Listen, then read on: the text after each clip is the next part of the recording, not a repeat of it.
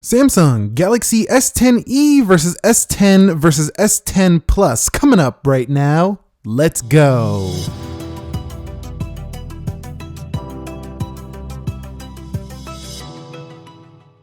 So what is up, guys? Nick here, helping you to master your technology, and welcome to the S10e versus the S10 versus the S10 Plus. Now, I've had all these phones for a month and I'm finally ready to share with you kind of like everything I've experienced between all three. So if you can't decide between all three, you can kind of get some information here on all of them in just one packaged video right here. Now, I want to begin by talking about the body and the design of all of them. First of all, they all have pretty gorgeous design and they're all going to be pretty similar in terms of the build materials on all of them. However, the S10 and S10 Plus with the triple cameras, curved displays are a lot closer than the S10e, which has felt kind of like on its own little, planet over there with its flat screen display, its dual camera. So out of all of these, the S10e actually feels the newest out of all of them because it's just different. Like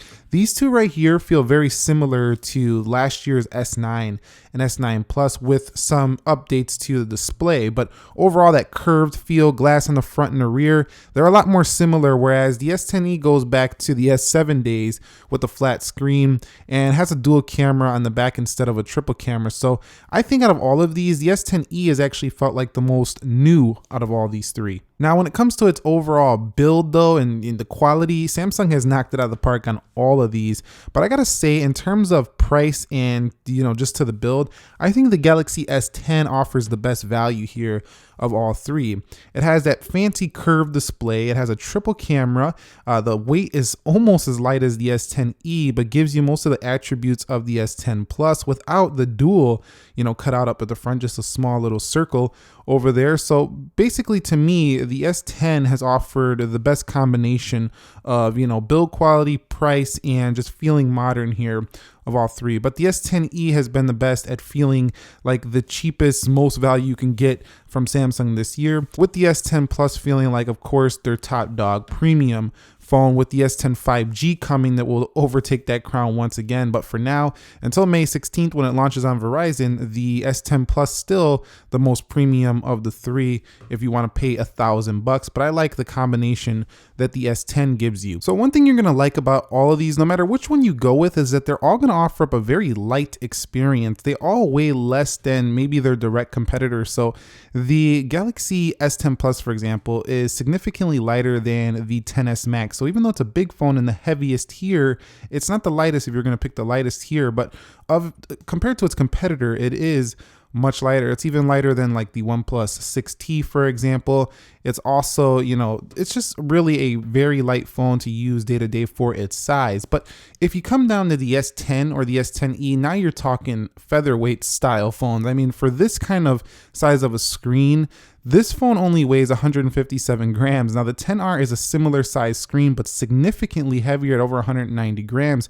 Now you might say, come on, these are just grams you're talking, but in the real world, you actually feel that day to day and it's extremely nice. So I think, again, the S10 is one of those phones of these three that offers a good combination, but at 150 grams, the S10e, if you're looking for the compact of the three, this one right here is just super compact, super light. It's close to that Pixel level light here on this device. So if you want the lightest device, the S10e has really been very comfortable to use. Now, talking about the displays on all three devices, I've actually liked how large the S10 Plus display is. However, the pill cutout is a lot bigger than the S10.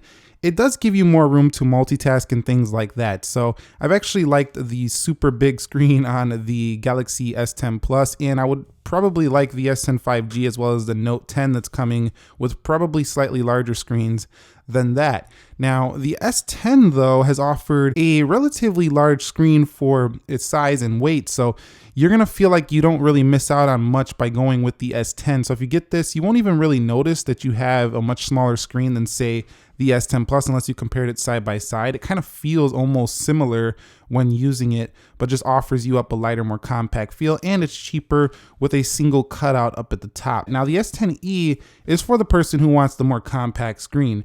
Now, this is more like an iPhone XS size right here, so Definitely enough space for most people, but this is more the phone you just use, you put it down. You're not going to be consuming media all day on it, this type of phone right here. This is more of, you know, the compact travel phone, the one you take with you when you're out all the time doing stuff and you just don't want a heavy phone in your pocket. I feel like that's where the S10e really shines. But if you want a combo of these two, get the S10. If you want the biggest screen right now, get the S10 Plus or wait for the S10 5G with a 6.7 inch. In terms of their quality itself, these two have higher resolution. The sharper feel on the S10 gives it a little bit of an edge in PPI over the S10 Plus, but it's barely noticeable.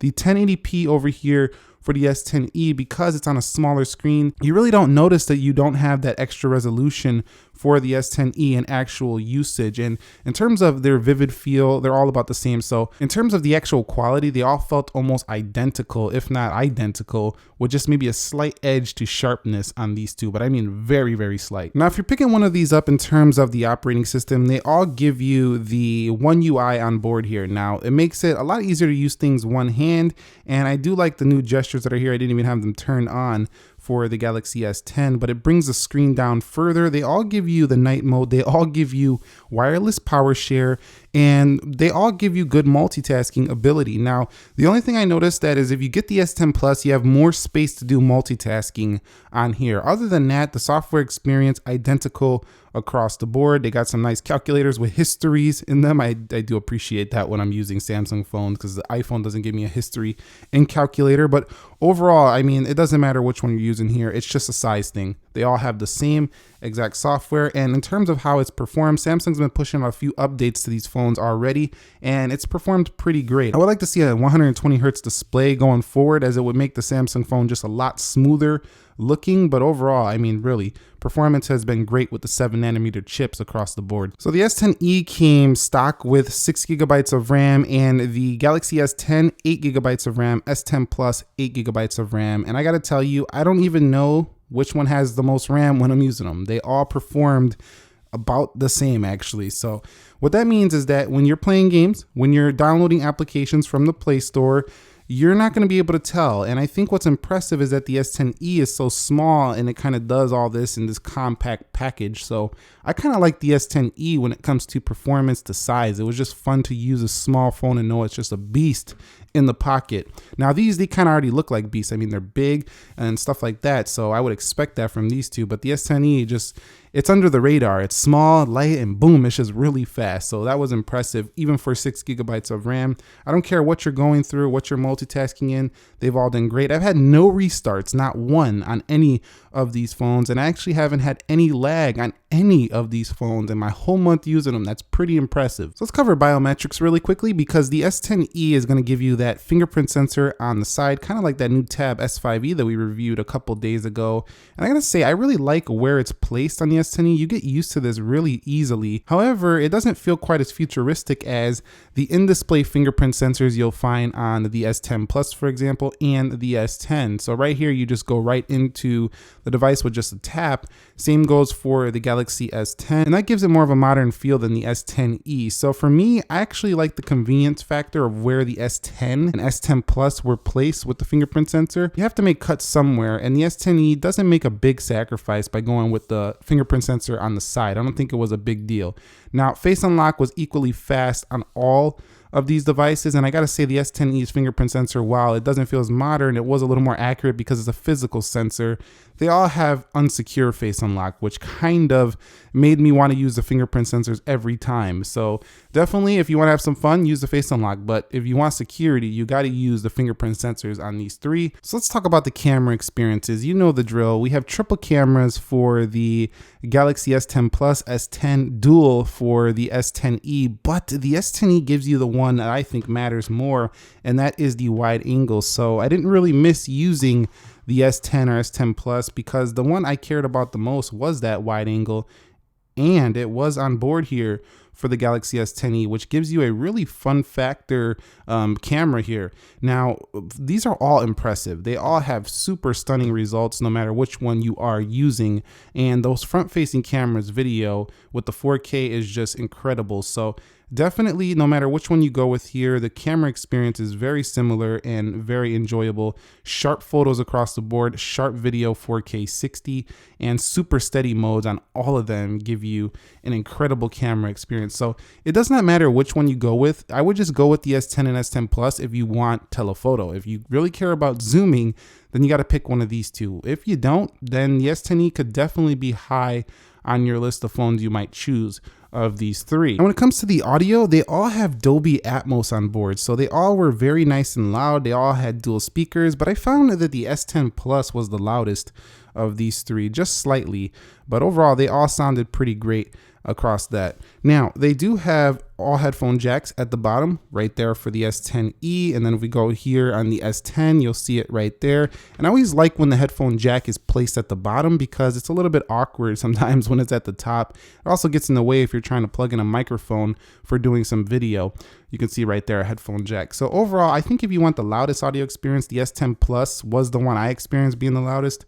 The S10 kind of in the middle and the S10e at the bottom, but all of them were nowhere near quiet. They all were very loud devices. So you're not going to be disappointed with audio on any of them. They have both things you want, external speakers that are good as well as headphone jacks on all of them. So when it comes to the battery life, there's a clear winner here. We know the more you go up in the size of the battery, it's just going to be better. And the S10 Plus far exceeds these two in battery life. So if you want the king of battery here, just consider the S10 Plus. But when it comes to these two, the S10 is actually pretty much way better than the S10e as well. The S10e is the only one I wasn't able to get through a heavy use day with. This one I was hitting the charger a couple times a day just to make sure, and I'm not sure it would die all the way, but just to make sure that it stayed up and running. Now the S10 would get me a little nervous by nighttime. I was running pretty low on the S10, but definitely not scared that I'm going to run out of battery. That's how I can sum up the S10.